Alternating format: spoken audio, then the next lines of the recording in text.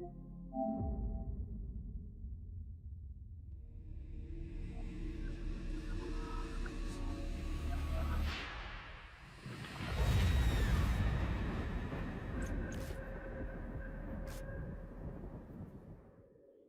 say his name. He can hear you.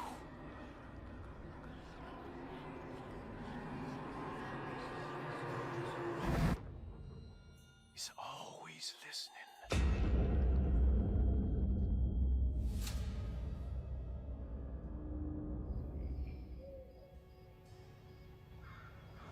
Last night I dreamt that my uncle hung himself in the attic, that we were too late. The house looked different, but it was still called Derceto.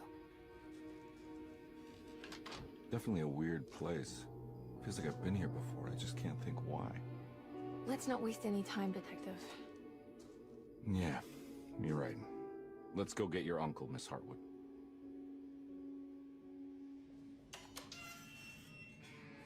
It transports you into the dark alleyways and into the night. I mean, it's always trying to create a mystery, right? It's something that's more than just jump scares. A bit of fighting, demanding puzzles, and a lot of atmosphere. It maintained some of that weirdness of the old games, but it had like an updated slickness to it that I liked as well. You haven't seen a little girl by any chance, have you? I don't think so. You would have known if you did. We start our story much like the original. Jeremy Hartwood is haunted by the Dark Man, and he goes to a countryside hospital called Derceto in hope to find some help. I need to get this letter to my niece. She would understand. Jeremy sends a disturbing letter to Emily Hartwood, his niece, and it spooks her enough that she hires Detective Edward Carnby to find out what's going on. Who are you? Whoa, pardon me, excuse me. My name is Edward Carnby, private investigator. I hope you don't mind we let ourselves inside. I do mind. We knew early on that we had a character-driven story, so we needed to find some really good actors to make those characters come to life. I knew of past iterations of the game. I mean, the video game world is something that I'm very interested in general, the horror game genre specifically. David has a really strong presence as an actor, and he's able to make the funny moments really funny, but also the dramatic parts really intense. Why the hell do I wake up hearing that damn voice? I know what it sounds like, but it's not what you think. He's kind of a gruff detective, and he's like searching for something, and you know, he's hard-boiled, but he's got some humor to him and stuff like that. He's a bit of a trope or a type, and I like that. And I like the world and sort of how he's exploring this insanity amidst all this horror and stuff. I liked all those aspects. Let me know if you find her. I'll be around. Emily Hartwood has a closer connection to the plot, as she's Jeremy's niece, and therefore also suffers this strange affliction known as the Hartwood curse. I love the mystery of the game. I love the picture of her. Like, there was so much about it that I was curious of. There's a lot of fear within her and a lot of speculation and curiosity and I guess dread, intrigue. Like, there's a lot about her that is kind of on edge. 10 years now. More even since he died. He died a hero. Jodie's a fantastic actress, and she brings a lot of nuance to Emily as a character, and it really makes us sympathize with her. Who's in here? Show yourself. Yes, there is the kind of scary element, but then she still has to go on a journey and discover different things, and there should still be room to breathe and have a funny moment or a sarcastic moment or a moment of discovery. So it's just trying to really kind of keep all those other beats alive amongst the kind of darkness of it all, I guess, is how I felt anyway. So we're bringing back both Emily and Edward as playable characters, and depending on who you play, you will get a different take on the same story. The people at Rosetta will react differently to you depending on who you play. Even the story will be slightly different. What are you doing sneaking around? So you should definitely make sure to play the game twice. What are you doing in my kitchen? Get out! The way that we reimagined the game was basically looking at the original, and it feels like we've been cultivating a seed that was planted 30 years ago, and it has now grown into something even more dark, even more sinister. I remember that with the first Alone in the Dark I made in 1992, we were basically doing something that nobody had done before. It was the first time that we could explore a big mansion, fight monsters, and solve difficult puzzles all in real-time 3D. At the core is a haunted mansion. That's the most important part. It's Derceto, I would say. Feeling that you're trapped inside a kind of small space. Yeah. I used to say back in the old days that it was another character. Yeah, for sure.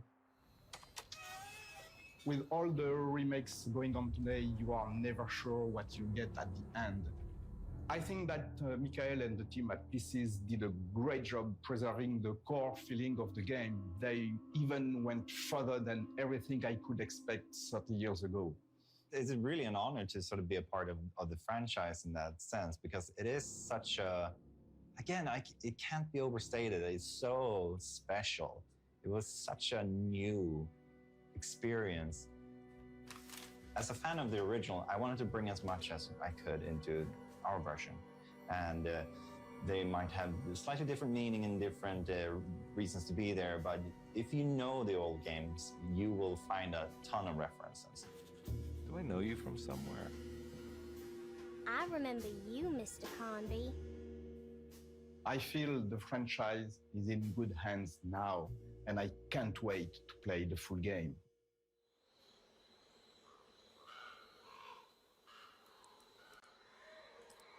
To give you a taste of what the full game will be, we also created a prologue, and it features a character from the game called Grace Saunders, who is a little girl, and you play as her walking around Rosetta and trying to post a letter.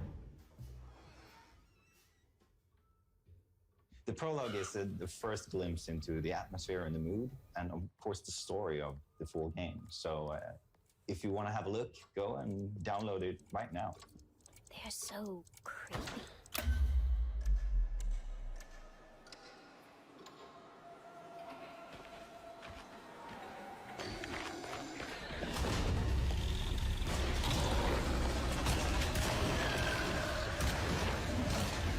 Our combat is intense and tough, and you will need to use every bullet you can find. And if you run out of bullets, I'm out of bullets. you might need to get in close and hit them with a melee weapon. Or if you're lucky, you can find something to throw. As mentioned before, your job is to find out what happened to Jeremy Hartwood. And to do that, you will need to visit some unexpected places. And to get to those places, you will need to find clues and solve some interesting puzzles. Depending how much you feel like a detective yourself, you can choose how much you want the game to help you find clues and where to go next. So the biggest creative focus for me has for a long time been to reach something beyond the mundane, something spiritual. Mike, the director, and I, we spent a lot of time trying to figure out what musical direction we wanted to take with this project. And when we finally decided to go for this kind of dark or doom jazz direction, our minds went directly to Jason, who is a master in this genre. It's a very visual genre of music. The fact that it's inspired from noir films or noir detectives is already a good explanation of why this music fits very well for Alone in the Dark. There's a huge mountain and volcano of reverb with drums and screaming saxophones.